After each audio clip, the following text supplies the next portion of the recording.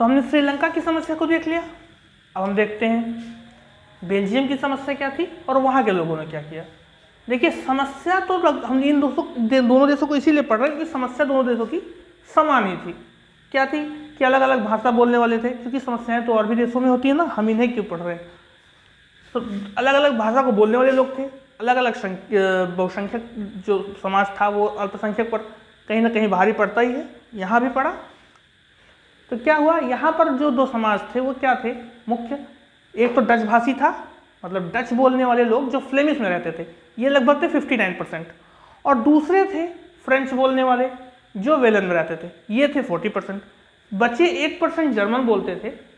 और ब्रुसेल्स जो यहाँ की राजधानी है, ब्रुसेल्स कैपिटल है यहाँ की, यहाँ पर उल्टा था। क्या था कि 80% लोग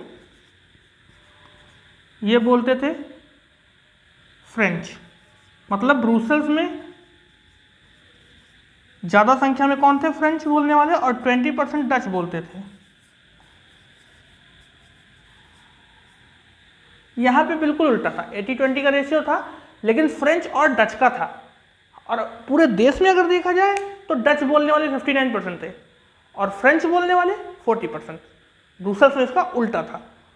तो समस्या तो यहाँ भी वही थी, ज़्यादा बोलने वाले जो थे वो अपना प्रभुत्व चाहते थे।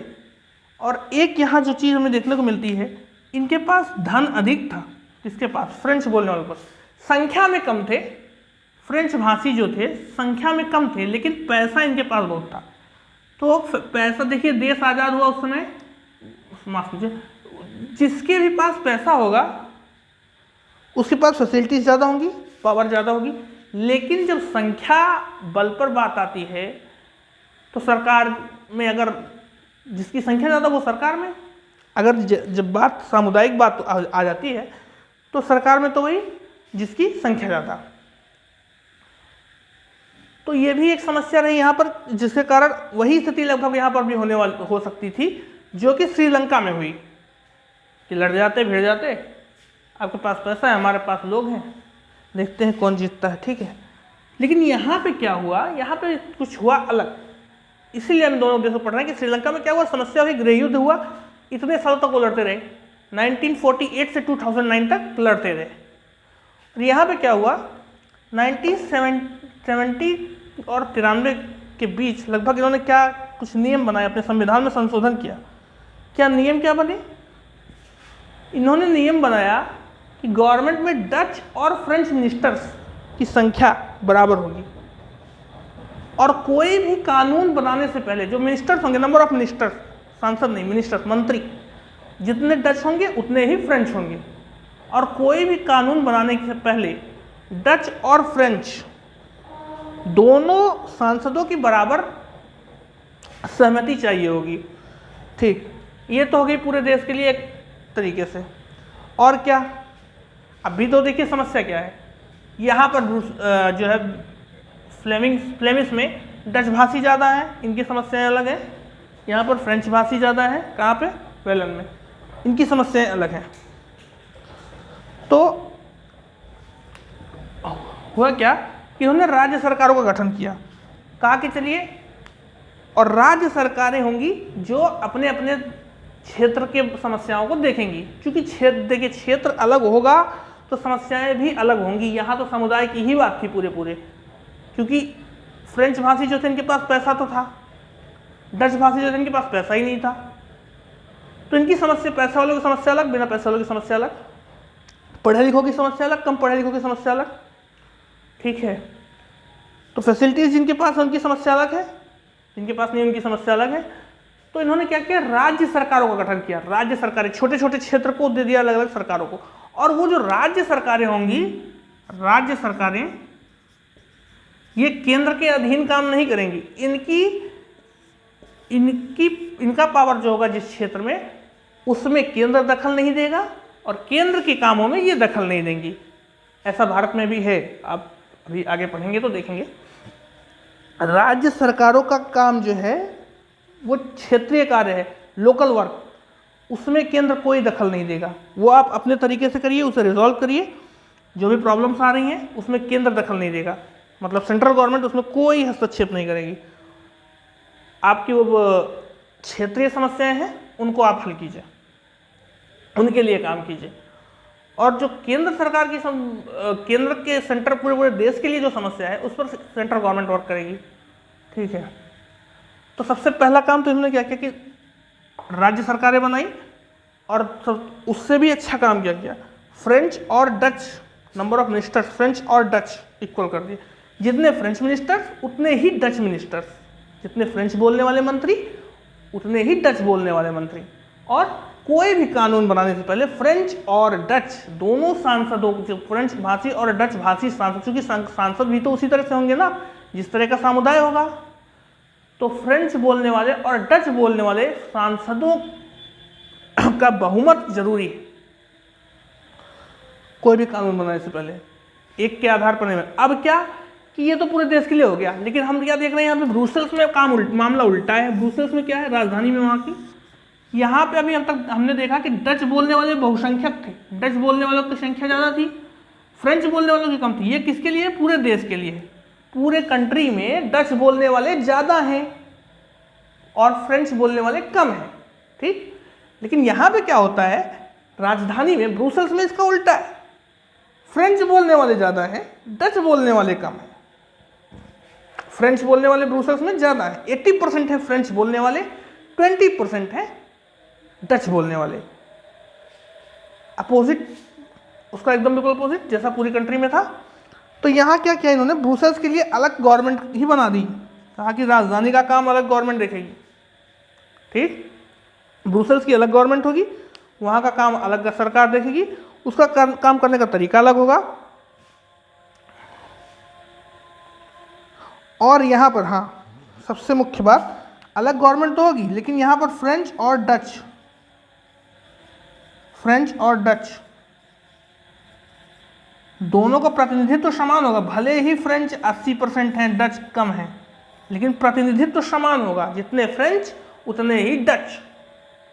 अभी तो समस्याएं हल होंगी ना भैया। किसी एक नज़रिए से सोचने पर बात कभी हल नहीं हो सकती। इसीलिए बहस होती है, जब भी कोई बात होती है तो कहा जाता है किसी भी विवाद का हल हमेशा बातचीत से होता है। हम आपको अपना विचार बताएं, आप हमें अपने विचार बताएं, तो ही उसका हल निकाला जा सकता है। लड़ाई से किसी समस्या का हल नहीं निकलता। तो सीधी सी बात है, ये अपने विचार बताएंगे, ये अपने विचार बताएंगे, तो समस्या का हल निकलेगा। तो उन्होंने क्या किया, जो ब्रुसेल्स में सरकार होगी, राजधानी में जो सरकार होगी, वहां पर प्रतिनिधित्व दोनों का समान होगा। अब आप बातचीत करके समस्या का हल निकालिए। 3 चीजें इन्होंने जो मुख्य की, सबसे पहली क्या, सबसे पहले तो किसी भी सरकार में फ्रेंच और डच, किसी भी सरकार में सेंट्रल गवर्नमेंट में फ्रेंच और डच मिनिस्टर्स की संख्या इक्वल होगी।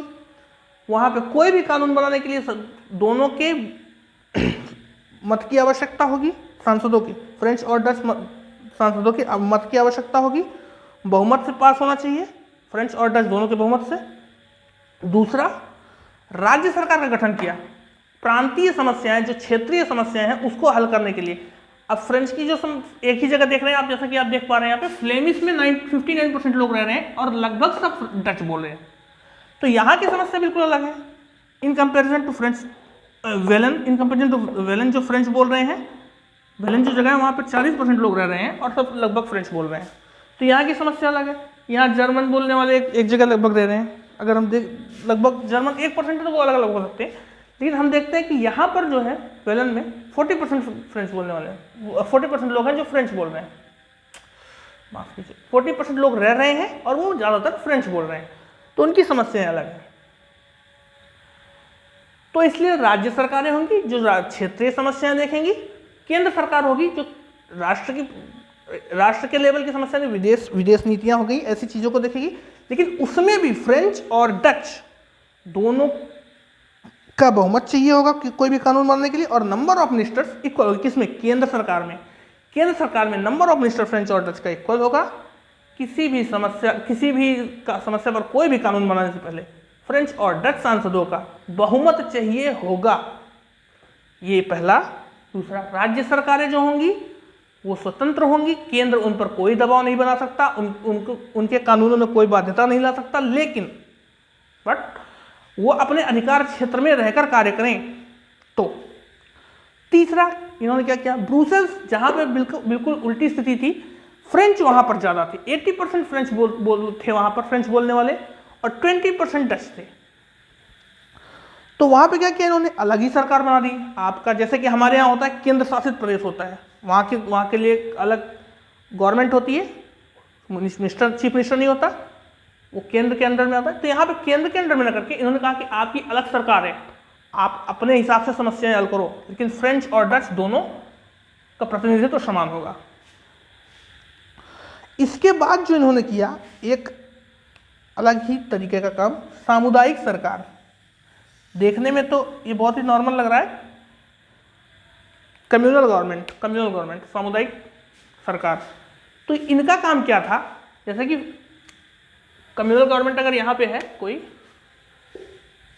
तो इनको चुनेंगे डच लोग, ठीक है, क्योंकि यहाँ पे डच है ना, तो डच लोग चुनेंगे। और इनका काम क्या है कि आपकी भाषा संस्कृति, यहाँ की भाषा संस्कृति और अन्य जो इन लोगों की बेसिक प्रॉब्लम्स हैं उनसे जुड़ी समस्याओं को हल करना।